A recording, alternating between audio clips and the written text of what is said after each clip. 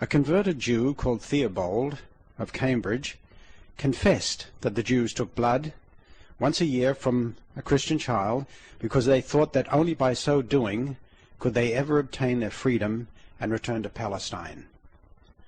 And it was their custom to draw lots to decide whence the blood was to be supplied. The tragic murder that occurred to innocent William set a precedent.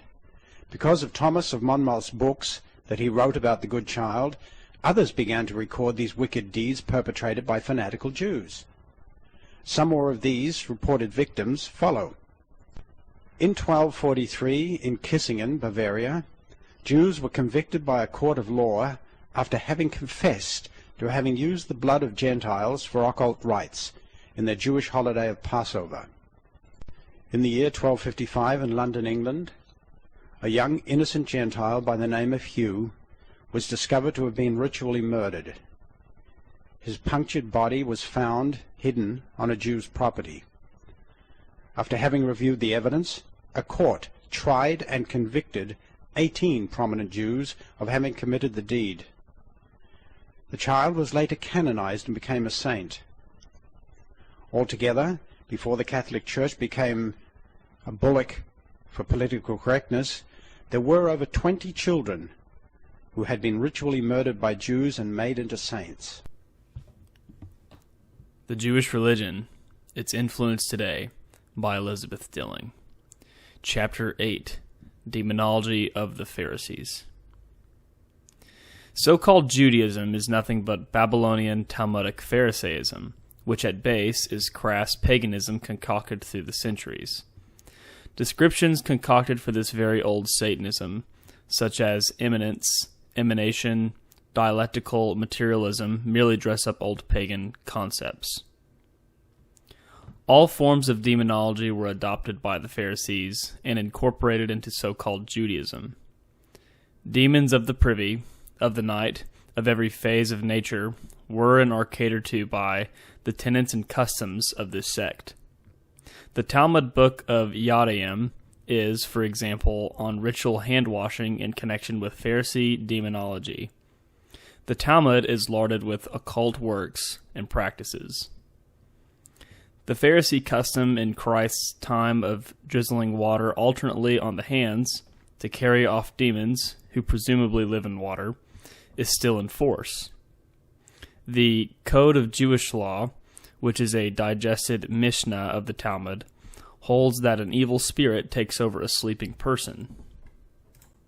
Quote, "When he rises from his sleep, the evil spirit departs from his entire body, excepting from his fingers. From there, the unclean spirit does not depart unless he spills water on them 3 times alternately. One is not permitted to walk 4 cubits without having his hands washed." End quote. Says the Soniso edition of the Talmud in the introduction to Judaism, which is hand-washing, quote, "This rite formed one of the chief breaches between Jesus and the Pharisees," found on page 545, when the Pharisees came to Christ, baiting him and his apostles not doing these hand-washing rituals. He came back at them saying that they were hypocrites, quote, "teaching for doctrines the commandments of men. Full well ye reject the commandment of God, that ye may keep your own traditions," found in Matthew 15, end quote. Other practices are condoned in Judaism. Despite Moses' orders in Deuteronomy 18:10-12, quote, "There shall not be found among you anyone that maketh his son or daughter to pass through the fire, or that useth divination, or an observer of times, or an enchanter, or a witch, or a charmer, or a consulter with familiar spirits, or a necromancer. For all that do these things are an abomination unto the Lord. And because of the abominations, the Lord thy God doth drive them out from before thee. Yet all of these are permitted by Judaistic Pharisee scripture, for example, found in Sanhedrin 65a through b of the Talmud." Citing this very scriptural passage and reversing it, the Talmudic sages hold that calling up demons to aid with sorcery is not idolatry, since demons are not thereby worshipped. The ancient practice of spirits, speaking from the privates by soothsaying, is dwelt upon in Judaism, and this practice is loathsomely attributed to Jesus. Quote from the Sanhedrin 105a through b, he practiced, referring to Jesus, enchantment by means of his membrum. End quote. Another of Moses' admonitions in Leviticus 19:26, quote, ye shall not use enchantment, nor observe times. End quote. The sages also distort this clear scripture and declare, quote, this refers to those who practice enchantment by means of weasels, birds, and fish. End quote.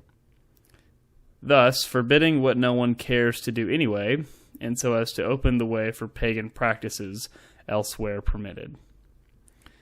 The Christian need not wallow in darkness.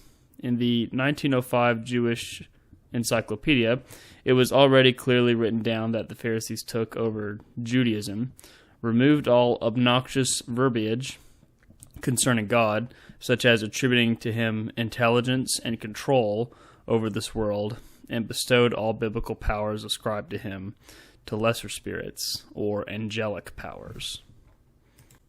And with the angelology and demonology of Babylon, and the Measek Bereshit, and the Measeh Merkabah, they nullified the Bible into pantheism. Anthropomorphism, or attributing to God in any human quality, like intelligence, love, or control, such as God gave man over the animal world, was and is obnoxious to the Pharisee. The Measeh Merkabah and the Measeh Bereshit are called in Judaism the very basis of this occult Gnosticism. Pretending to be based upon Genesis and Ezekiel's chariot throne of God vision, in Ezekiel 1, this last mystery is called Merkabah. The words by other means are the most significant in the definition of the Merkabah in the Jewish Encyclopedia, pages 499 through 500. Quote, the mysteries rest on the belief in the reality of things seen, in an ecstatic state brought about by ablutions, fast, fervent invocations, incantations, and by other means. The Merkabah writer must provide himself with amulets or seals containing mysterious names. The central figure in the theophany, however, is the, quote, Prince of the Face, Metatron. He is the one who imparted to man all the knowledge of heaven and of the past and the future, end quote. Even burning children to the demon Moloch for black occult power is allowed today by the supreme scriptures of Pharisaic Judaism. Title: Jewish Magic. Rabbi Joshua Trachtenberg, listed in Who's Who in American Jewry, in his defensive yet illuminating book, Jewish Magic and Superstition, writing of the age-long reputation of Jews as practitioners of black magic and all occult demonistic rites, states in the second chapter entitled The Truth Behind the Legend, quote, the sources indicate that Jews were at least acquainted with methods of inducing disease and death, of arousing and killing passion, of forcing people to do their bidding, of employing demons for divinatory and other purposes. We find accounts of the magician's power to project his soul to far distant places, there to perform an errand, and then return to his comatose body. Jewish magic functioned within the framework of the Jewish religion, end quote. Rabbi Trachtenberg also states, quote, knowledge of the names through which Jewish magic worked was inaccessible to women, for it required not only a thorough training in Hebrew and Aramaic, which most of them lacked, but also a deep immersion in mystical lore, from which they were barred. Early mystical and magical lore was successfully guarded by a limited oral transmission. The secret lore of the Calamanides, who brought it from Babylonia, was first written down in the 13th century. Jewish life had turned more and more inward, and intensive study of the Talmud had become almost its sole intellectual pursuit. But the German Kabbalah never attained the theoretical depth of its Spanish counterpart, nor did it exert so much influence. So we may say that every Jew who desire led him thither essayed a little magic in a small way. But it was generally recognized that only a minor portion of the mystical lore had found its way into books. Much of it remained private, jealously guarded property. End quote. In the same work, and under the title of Forbidden and Permitted, Trachtenberg says, quote, "The Bible had pronounced an unqualified condemnation of sorcery. The Talmud pursued its customary function of clarifying and classifying Jewish law, and so broke up the all-inclusive category of sorcery into several divisions." End quote. Then are cited various hair-splittings, ending with an admission that the Talmud actually permits the very prescribed or forbidden acts denounced by the Bible. Trachtenberg sums up, quote, "From a practical standpoint, they succeeded in effectively excluding from the prescribed magic all the forms current among Jews." End quote. The Universal Jewish Encyclopedia cites Rabbi Trachtenberg, Jewish magic, and superstition as a rabbinical authority on these subjects. Title: Havdalah. Says Rabbi Trachtenberg, quote, "On Saturday evening, during the Havdalah ceremony, which marks the beginning of the new week, another liberation was offered to the spirits as part of the ritual. Some of the wine was poured upon the ground as a good omen for the entire week to symbolize good fortune and blessing." End quote.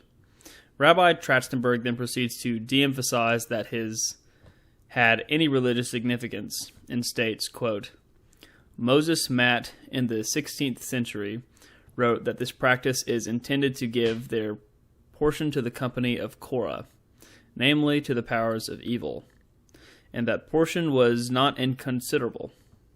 As one rabbi in Silesia remarked, if I had the wine that is poured upon the ground in Austria during Havdalah, it would suffice to quench my thirst for a whole year. This custom of pouring out some wine over which a blessing has been recited, which appears again in the wedding ceremony, may have been considered by some people not as an offering to the spirits, but as a means of driving them off." End quote. Just preceding this, Rabbi Trachtenberg covers various food offerings to demons, such as leaving a loaf of bread and cup of wine left standing overnight, which, to quote, is categorized as setting a table for the demons. Yet it continued to be done, sometimes with the frank admission that it extends fullness of blessing over the entire week.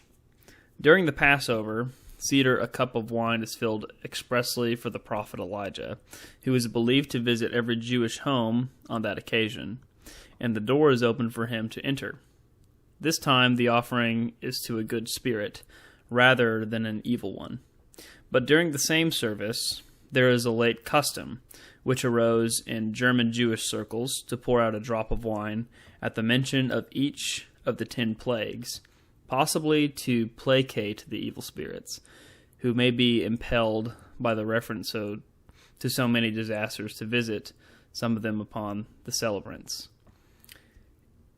Israel Asselarien's biographer wrote of him, "He always spilled some of the water from his cup before drinking," thus observing a universal Jewish custom going back to Talmudic times.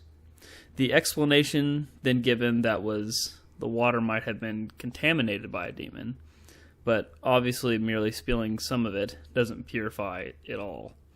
The intention was to induce the demon to neutralize the possible ill effect of the water by making him a libation. End quote. Title: Tashlich and Kapara. Rabbi Trachtenberg cites the power of the Kapara rites in Judaism.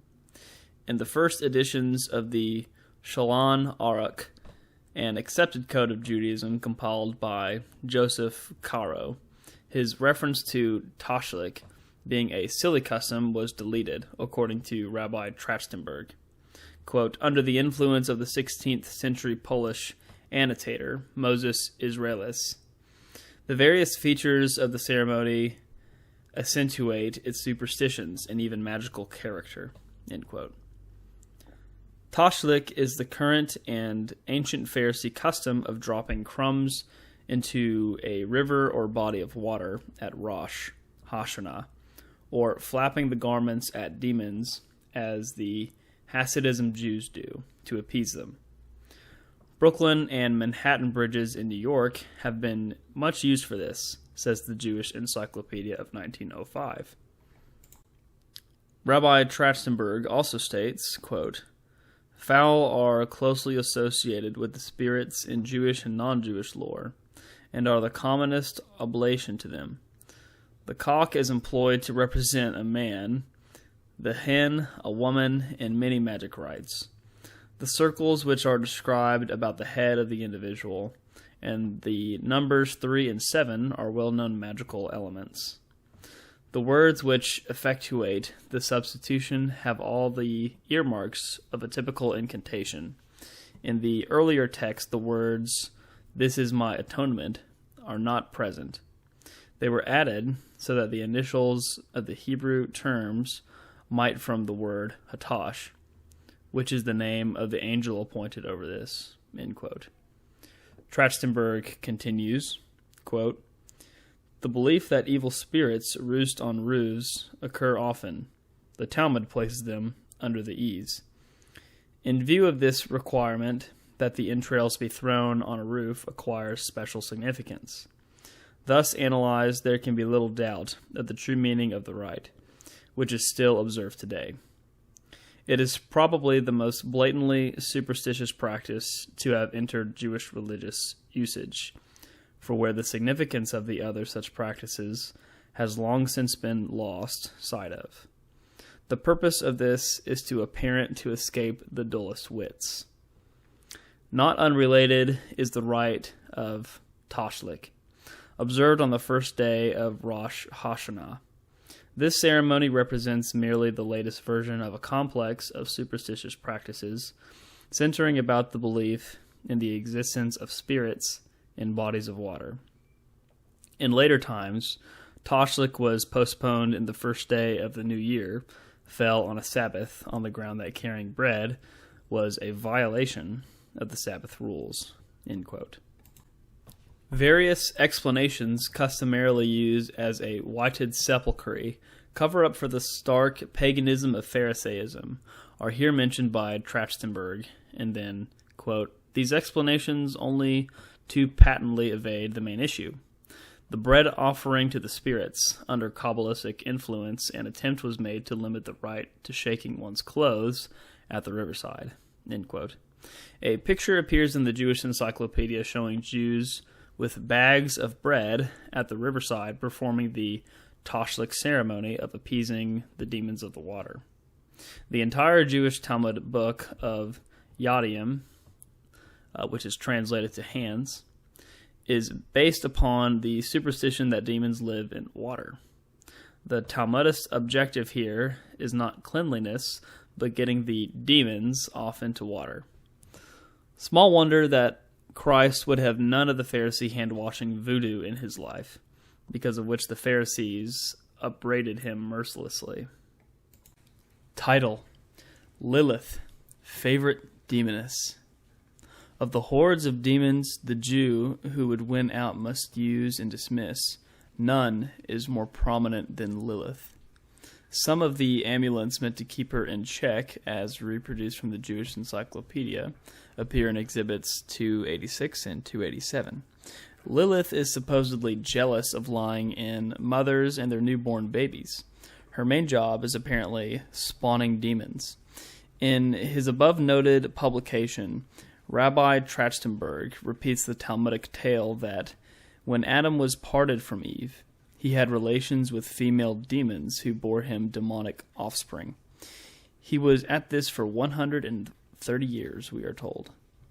Trachtenberg on page 7 quotes, "As a result of the legend of Adam's relations with Lilith, the Lilites were most frequently singled out as the demons who embrace sleeping men and cause them to have nocturnal emissions, which are the seed of a hybrid progeny.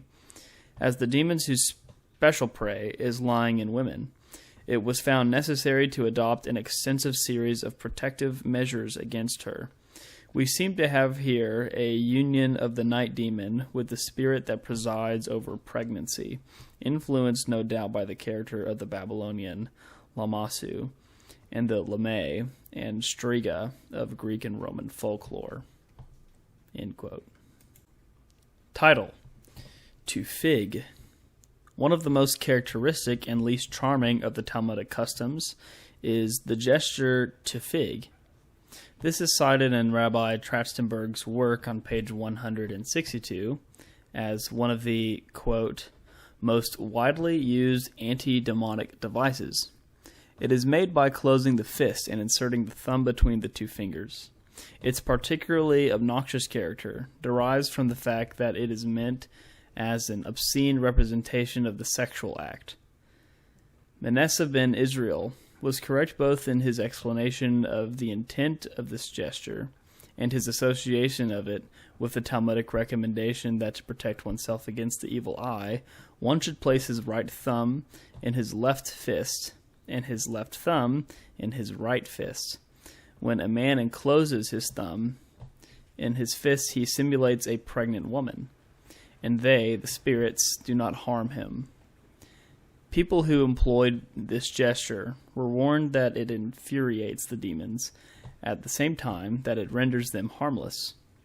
Therefore, a weak person, especially one who is dangerously ill, should forbear to use it, for the spirits may subsequently take vengeance on him. Variations on this theme were also employed. For safety on a journey, one should place the little finger of the right hand in the left fist and recite a charm formula. The fingers were used as phallic symbols to the same end, and we learned that a witch is transfixed when one raises his index finger and thumb and recites the name Uriel 7 times, or that an evil impulse may be vanquished by pressing the thumbs on the ground, repeating Pippi 9 times and spitting. End quote. Here, as in all cases, the documentation of Rabbi Trachtenberg was monumental. Title: Spirits and Cemeteries. From Trachtenberg's Jewish Magic and Superstition, on pages 64 and 179, quote, obviously the spirits can help as well as harm the living. An observant visitor to the tomb of Simon Bar Yochai, for instance at Meron, Palestine, will discern a host of written entreaties for the saint's aid. The ancient practice of visiting the cemetery to entreat the offices of deceased relatives or scholars persisted. In addition to such individual visits, there grew up the custom of the entire congregation repairing to the cemetery annually on several occasions, such as the 7 rain fasts on Tisha B'Av and on the eves of New Year and the Day of Atonement, that the dead may beseech mercy on our behalf. The custom of washing the hands after a funeral is very widespread. Efforts were made to find a biblical precedent for this act, but there was a general admission that it was done to dispel the spirits of uncleanliness which cling to one's person, these being the demons that followed them home. End quote. Today, one may note Jews at such places as Temple Shalom or Elegant Lake Shore Drive, Chicago, dripping water on their hands after a funeral. The Jewish Encyclopedia under Cemetery refers to the custom of visiting the cemetery to consult the spirits and cites the Talmud, Nidha 17a.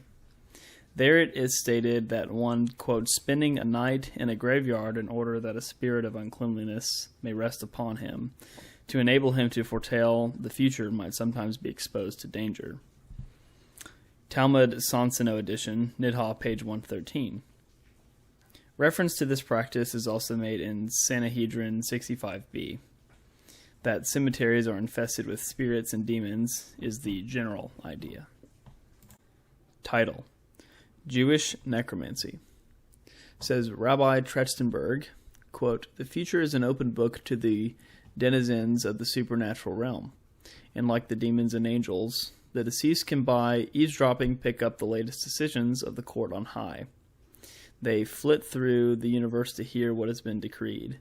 Then they report back to intimates on the earth in dreams or personal appearances. But in general, the spirit world is chary of its secrets and can be induced to reveal them only by magical means. Mystical invocations and occult rites are effective in forcing the dead to obey the magician's will. The art of necromancy is a specialized function of sorcery from Jewish magic and superstition." End quote.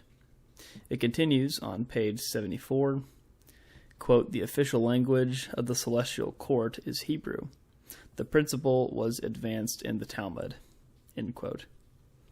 In a chapter, "The War with the Spirits," Trachtenberg states, quote, "The methods of warding off the spirits fell into three general categories. 1, to drive them away. 2, to buy them off with gifts to bribe them and thus conciliate them. 3, to deceive them by disguising their intended victims or by pretending that the situation was other than what it was. Each of these methods, and often 2 or 3 of them combined, was known and employed by Jews, even found expression in special ceremonies, which have become part and parcel of Jewish ritual." End quote. Rabbi Trachtenberg mentions putting a severed foreskin in a bowl of water, with attendants dipping their fingers in bloody fluid and burying the circumciser with the foreskins he has served as demonic ritual. The unluckiness of even numbers except on special nights, when 4 cups of wine instead of an odd number may be imbibed. The protective and divine nature of Talmud study for blunting demons and the recitation of the Shema at night are noted by the rabbi, and he states, quote, "There was no attempt to disguise the purpose of this prayer service. It was frankly admitted time and again that it exists only because of the demons." He continues, "At my right, Michael; at my left, Gabriel; before me, Uriel; behind me, Raphael." End quote. This is nothing more than Jewish version of the ancient Babylonian incantation. Shamash before me, behind me Sin, Nergal at my right, Ninib at my left. Or, may the good Shadu at my right, the good Lamasu at my left. This information is also from the Jewish Magic and Superstition, page 156. The quote continues on 168. "The final weapon in the anti-demonic strategy is that of deceit. Apart from wailers at weddings to deceive the demons into thinking it a sad instead of glad occasion, breaking a glass at a wedding, and the shofar being blown to scare the demons, this strategy of deceit, says the rabbi, is most commonly employed in changing an invalid's name, so that the spirits who might be charged with effecting his death would be unable to locate him, just as criminals adopt aliases to evade the police." End quote. Under Shinoi Hashem, in the Jewish Encyclopedia, one may read the synagogue formula for changing the name of an invalid so as to fool the demons. Quote, "When the righteous judgment has already decreed death from illness, our saintly rabbi said, 3 things annul the decree, and one of them is changing the name of the patient. We therefore, in conformity with their advice, have changed the name of," mention here the former name, "to the name of," mention the adopted name, "who is now another person. The decree shall not have any force with regards to him. Was Christ so wrong to call the Pharisees fools and blind in Matthew 23:17? Title: The Shulchan Aruch. Never worry about the spelling of a Talmudic word. As though promoting a program of confusion, as soon as you have identified one spelling, you find another. The above happens to be the spelling in the Universal Jewish Encyclopedia, although the name on the book itself is spelled Shulchan Aruch. The Shulchan Aruch, says the Universal and Jewish Encyclopedia, is the standard authoritative source for Judaism. It is a compendium of the religious practices of the Jews. A kitzer or condensed compilation of this work is on sale at Jewish bookstores. It was compiled by Joseph ChiRho. He died in Safed, Palestine, seat of Jewish voodoo mysticism. He was one of those ousted from Spain in 1492, when Spain tired of facilitating the Golden Age for Talmudists.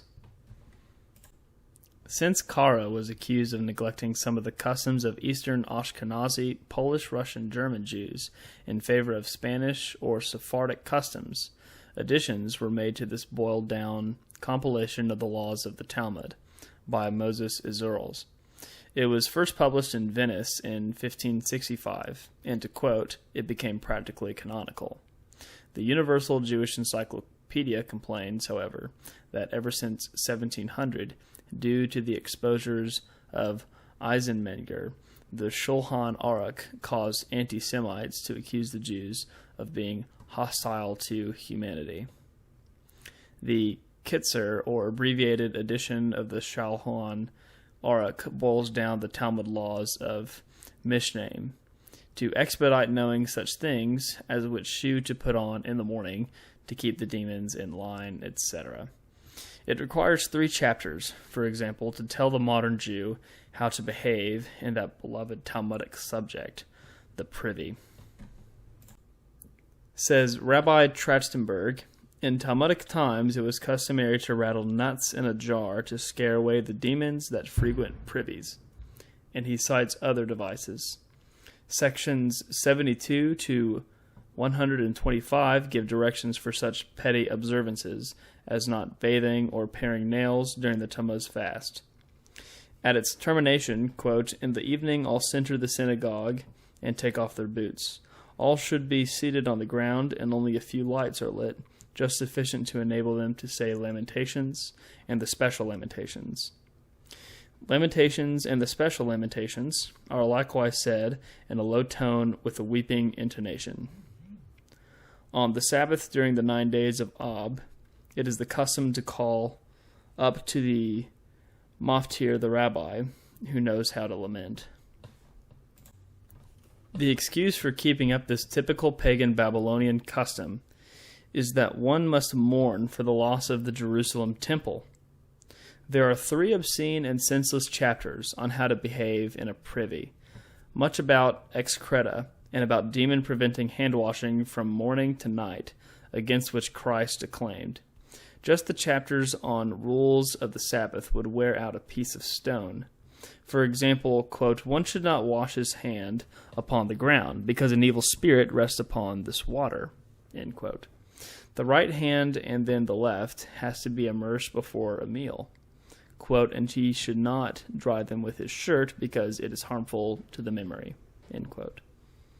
Wisdom of the sages for today, quote, when a man is asleep, the holy soul departs from his body, and the unclean spirit comes down upon him. When he rises from his sleep, the evil spirits departs from his entire body, excepting his fingers. From there the unclean spirit does not depart unless he spills water on them 3 times alternately. One is not permitted to walk 4 cubits without having his hands washed. A cubit is about 18 inches, so watch your step. This so-called hand-washing is not for cleanliness, as previously noted, but a ritual in connection with dislodging demons. The Orthodox or pious Jews may well spend the rest of time invoking or inviting in. Title: Ritual Murder. Over the centuries, and dating from the time of the Pharisee historian Josephus in the 1st century, Jews have repeatedly been charged with ritual murder. That is, murder for purposes of paganistic black magic, charges always vehemently denied. Such denials are understandable when one considers how loathsome such practices are. Says the 1905 Jewish Encyclopedia, quote, it may be positively asserted that there is no Jewish ritual which prescribes the use of blood of any human being. Where there's such a ritual, there would certainly be some reference to it in the colossal mass of halakhic literature, end quote. This is an evasion, because no one has accused Judaism of carrying all the bloody business of its demonism in the halakha, or legal, literature. Demonism belongs in the practical Kabbalah, the theurgic or wonder-working literature, the manuscripts for which are copied hand to hand. Occasionally, one is printed in occult works. Blood, blood, blood is through it all. One of the many charges of ritual murder was in Russia in 1912, when Mendel Bilis was accused of this crime, of murdering for purposes of black magic. The American Jewish Committee succeeded in interesting journalists to such an extent that the country was convinced of the infamous character of the charge. Christian ministers of the USA were induced to send protests to Russia. These Christian divines, whom the committee inspired to protest to Russia, disavowed their belief in the atrocious charge. The 1905 Jewish Encyclopedia elaborately denies the blood accusation, but states, quote, "Of the alarmingly large number of ritual trials, only a few of the more important and instructive can here be mentioned," end quote. 122 are covered. 39 of these in one row bear dates in the 19th century. These trials took place from Romania, Prussia, Bohemia, and Germany through to Russia, England, and France. Strange that so many court trials have been held for so many centuries in so many different countries without any foundation whatever except some groundless prejudice. A reading of the section on superstition in the Universal Jewish Encyclopedia will give a glimpse of occult practices of Judaism continuing today. Foul practices such as to fig, F-I-G, Kapora, and the like. Rabbi Joshua Trachtenberg is cited as an authority as to his Jewish magic and superstition. In it, he seeks to erase the ritual murder charges of the centuries, referring to the constant recurrence of child sacrifice in these trials and the importance of human blood in the witch's ritual, the most distinguishing elements in the technique of the sorcerer and the witch, as disclosed to popular view by the campaign of the Church, quoted from page 9. It is interesting to note that these occult practices are current. The late Dr. Decker was at one time in the communist movement and told me of being a member of the same occult group with the Communist Party chief Earl Browder for the purpose of influencing individuals.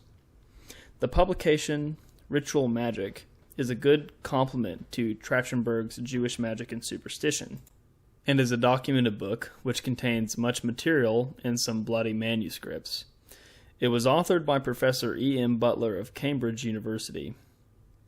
The vast scholarship, the documentation on this subject, are presented in a light-hearted style, not unmixed with awareness of the perils and the ghastly viciousness of the occult arts, which translations of museum manuscripts must convey to any sane reader.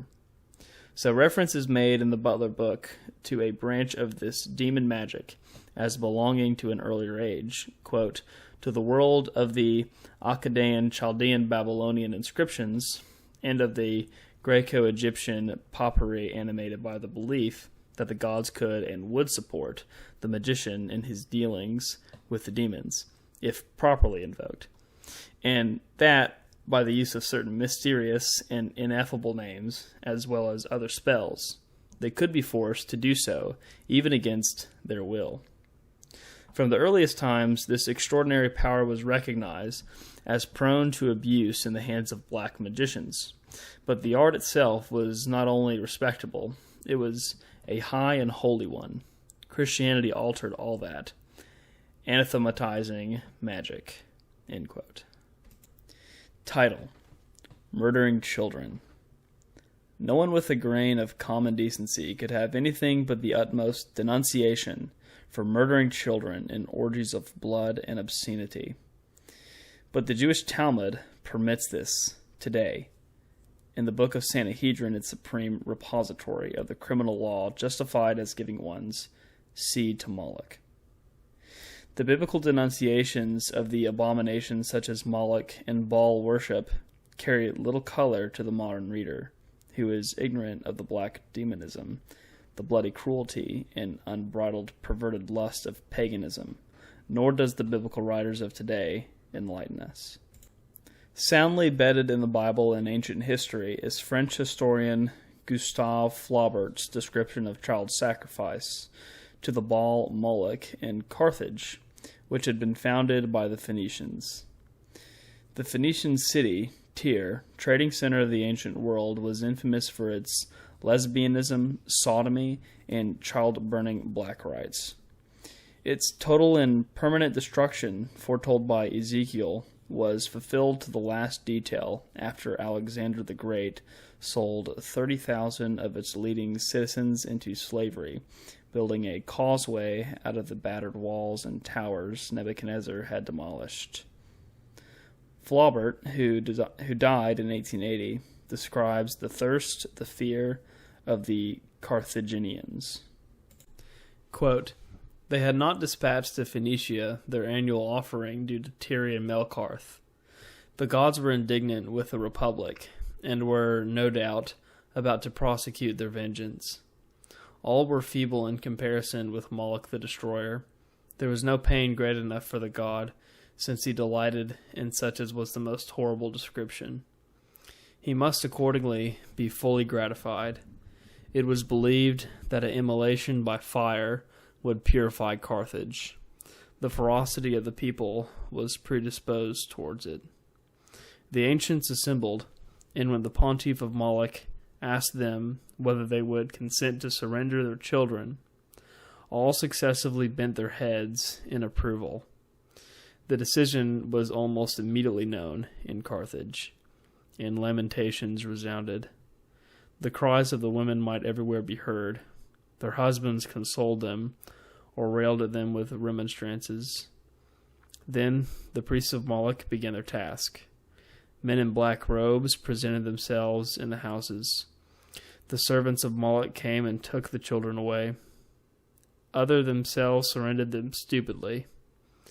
Then they were brought to the temple of Tanith, where their priestesses were charged with their amusement and support until the solemn day. Part of a wall in the temple of Moloch was thrown down in order to draw out the brazen god without touching the ashes of the altar. Then, as soon as the sun appeared, and the hierodules pushed it toward the square of Cayman, it moved backward, sliding upon cylinders. Its shoulders overlapped the walls. No sooner did the Carthaginians see it in the distance than they speedily took to flight. For Baal could be looked upon with impunity only when exercising his wrath. A smell of aromatics spread through the streets. All the temples had just been opened simultaneously, and from them came forth tabernacles, borne upon chariots, or upon litters carried by the pontiffs. Great plumes swayed at the corners of them, and rays were emitted from their slender pinnacles, which terminated in balls of crystal, gold, silver, or copper. These were the Canaanitish Balaam offshoots of the supreme Baal. Melkarth's pavilion, which was of fine purple, sheltered a petroleum flame. On Cayman's, which was of hyacinth color, there rose an ivory phallus. Note, the male procreative symbol, which distinguished the high places excoriated by the Bible.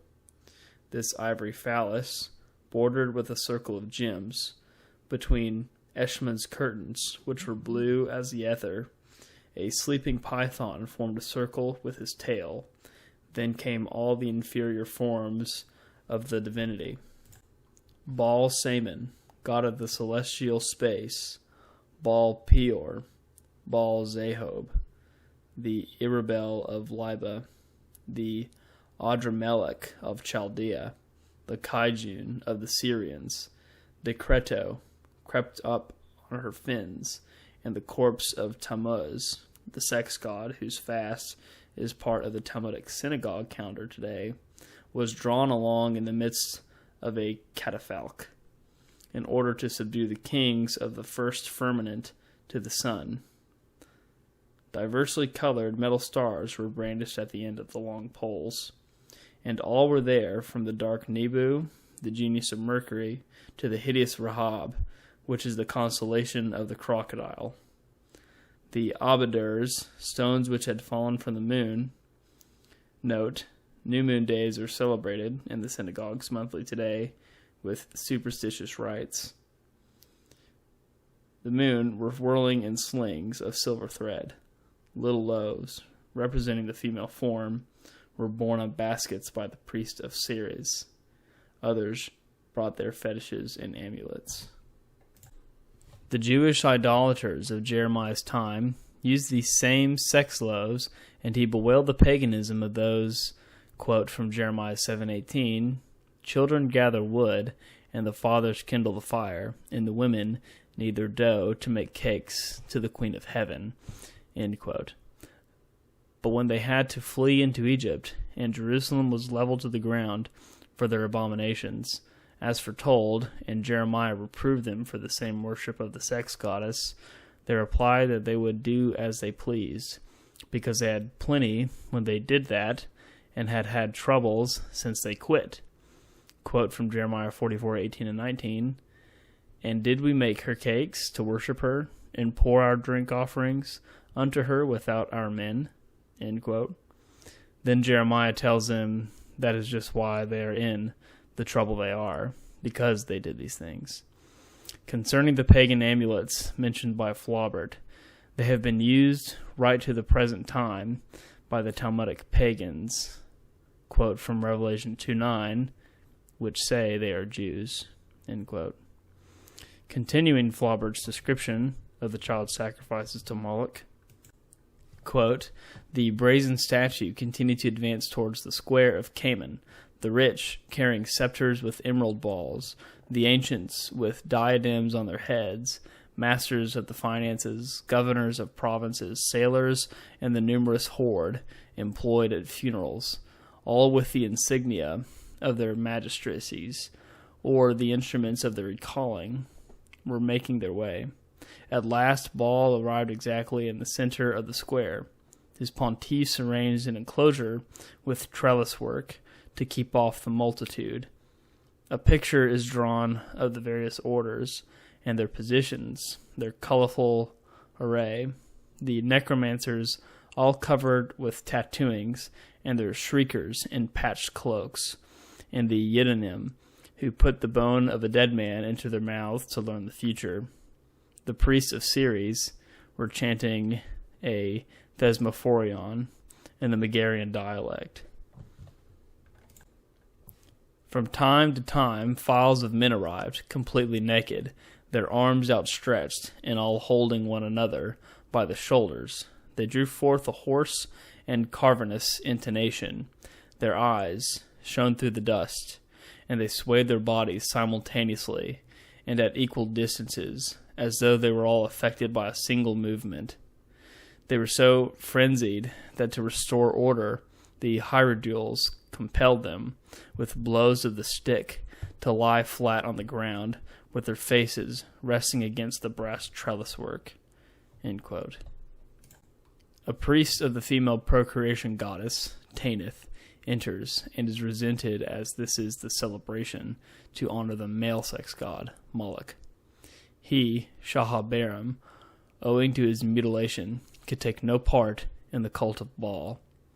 Note, the priests of the female goddess were castrated with sacred swords, and their privy member thrown up against the statue of the goddess as an offering. Moses knew of these pagan rites, and denounced them in the following terms through Deuteronomy 20:1. Quote, "He that is wounded in the stones, or hath his privy member cut off, shall not enter into the congregation of the Lord." End quote. Title: The Fire Burns for the Children. Continuing Flaubert, quote, "Meanwhile a fire of aloes, cedar, and laurel was burning between the legs of the colossus. The tips of its long wings dipped into the flame. The unguents with which it had been rubbed flowed like sweat over its brazen limbs. Around the circular flagstone on which its feet rested, the children wrapped in black veils formed a motionless circle. The rich, the ancients, the women, the whole multitude thronged behind the priest and on the terraces of the houses.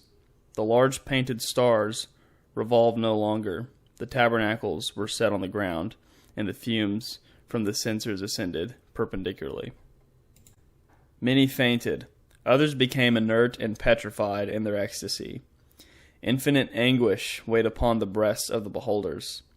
At last, the high priest of Moloch passed his left hand beneath the children's veils, plucked a lock of hair from their foreheads, and threw it upon the flames. Then the men in the red cloaks chanted the sacred hymn, "Homage to thee, Son, King of two zones, self-generating creator."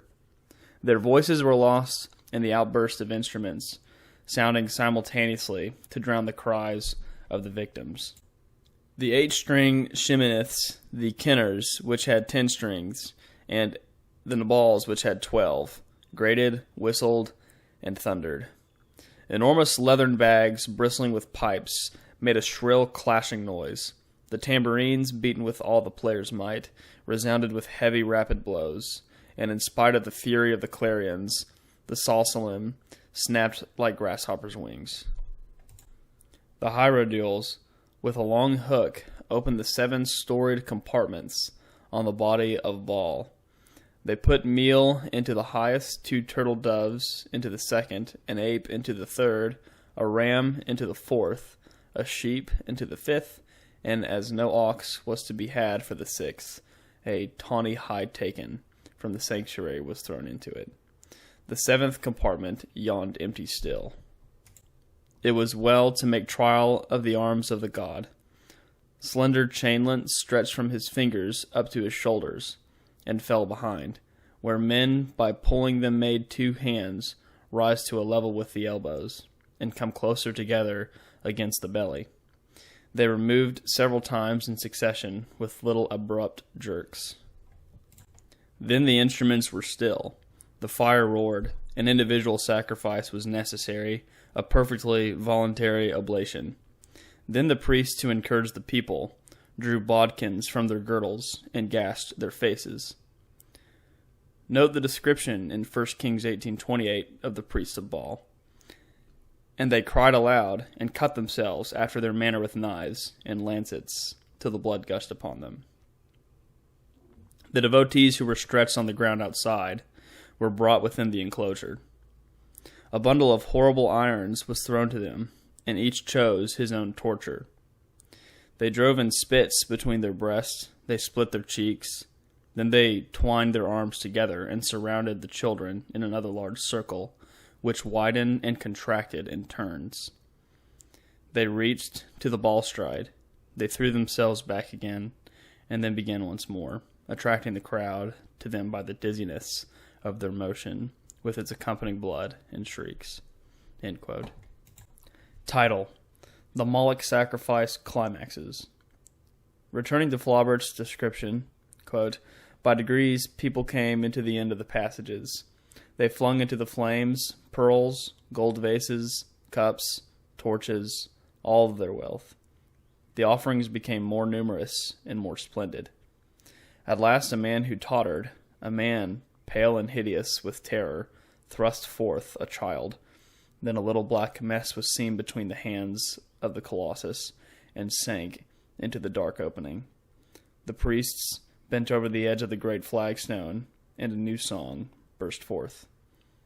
The children ascended slowly, and as the smoke formed lofty eddies as it escaped, no one stirred. Their wrists and ankles were tied, and the dark drapery prevented them from seeing anything from being recognized. The brazen arms were working more quickly. They paused no longer. Every time that a child was placed in them, the priests of Moloch spread out their hands upon him to burden him with the crimes of the people, vociferating, 'They are not men, but oxen.' The devout exclaimed, 'Lord, eat.' And the priest of Proserpine, complying through terror with the needs of Carthage, muttered the Eleusinian formula, 'Pour out rain, bring forth.' The victims, when scarcely at the edge of the opening, disappeared like a drop of water on a red-hot plate, and white smoke arose amid the great scarlet color. Nevertheless, the appetite of the god was not appeased. He ever wished for more. In order to furnish him with a larger supply, the victims were piled upon his hands, with a big chain above them, which kept them in place. Some devout persons had at the beginning wished to count them, to see whether their number corresponded with the days of the solar year, but others were brought, and it was impossible to distinguish them in the giddy motion of the horrible arms. This lasted a long, indefinite time until the evening. Then the partitions inside assumed a darker glow, and burning flesh might have been seen. Some even believed they could descry hair, limbs, and whole bodies. Night fell. Clouds accumulated over Baal. The funeral pile, which was flameless now, formed a pyramid of coals up to his knees. Completely red, like a giant covered with blood, he looked, with his head thrown back, as though he were staggering beneath the weight of his intoxication. In proportion as the priests made haste, the frenzy of the people increased. As the number of victims was diminishing, some cried out to spare them, other that still more were needful. The walls, with their burden of people, seemed to be giving away beneath the howlings of terror and mystic voluptuousness. Then the faithful came into the passages, dragging their children who clung to them, and they beat them in order to make them let go, and handed them over to the men in red. The instrument players sometimes stopped through exhaustion. Then the cries of the others might be heard, and the frizzling of the fat as it fell upon the coals. The henbane drinkers crawled on all fours around the colossus, roaring like tigers. The Yiddinim vaticinated. The devotees sang with their cloven lips. The trellis work had been broken through. All wished for a share in the sacrifice. Fathers whose children had died previously cast their effigies, their playthings, their preserved bones into the fire. Some who had knives rushed upon the rest. They slaughtered one another. The hierodules took the fallen ashes at the edge of the flagstone in bronze fans and cast them into the air, that the sacrifice might be scattered over the town and even to the region of the stars. The loud noise and the great light had attracted the barbarians to the foot of the walls. They clung to the wreck of the Helipolis to have a better view, and gazed open-mouthed in horror." End quote. Title: LaCroix on Moloch. Author and historian Paul LaCroix, in his book History of Prostitution, reads on page 54, quote, "Moloch was represented under the figure of a man with the head of a calf, erected upon an immense oven, which was lighted to consume at once the 7 kinds of offerings. During this holocaust, the priests of Moloch kept up terrible music with sistrums and timbrels in order to stifle the cries of the victims. Then took place that infamy cursed by the God of Israel. The Molochites abandoned themselves to practice worthy of the land of Onan, Onan meaning masturbation, and inspired by the rhythmic sound of the musical instruments, writhed about the incandescent statue, which appeared red through the smoke, and they gave forth frenzied cries, as in accordance with the biblical expression, they gave their seed to Moloch." End quote. Title: Judaism permits child sacrifices to Moloch. The whole Bible is full of and condemns the bloody business of pagan demonology, including Baal worship, with its self-cutting with knives, and Moloch worship with child sacrifice. Both are condoned or permitted by the modern Jewish Babylonian Talmud. Every form of ancient paganism decried by the Bible may be found under the white sepulchre of so-called Judaism, which is actually Pharisee paganism. Christian divines, now as formerly, would do well to read up on what the Bible condemns, and find those pagan murder practices have not disappeared from the earth, nor from the synagogue of Satan. Burning children to the demon Moloch is permitted today by the supreme legal authority of the so-called Jewish religion, which is the Babylonian Talmud, and in particular the Talmud book of Sanhedrin, folio 64a through 64b. Remember, the book of Sanhedrin is, according to its introduction in the Sonsino English translation of 1935, the, quote, chief repository of the criminal law of the Talmud, end quote. To justify child sacrifices to Moloch, the Talmud once again cites Scripture, which clearly condemns such pagan practice, and then reverses the clear meaning of the Scripture with hair-splitting exceptions to justify these sacrifices.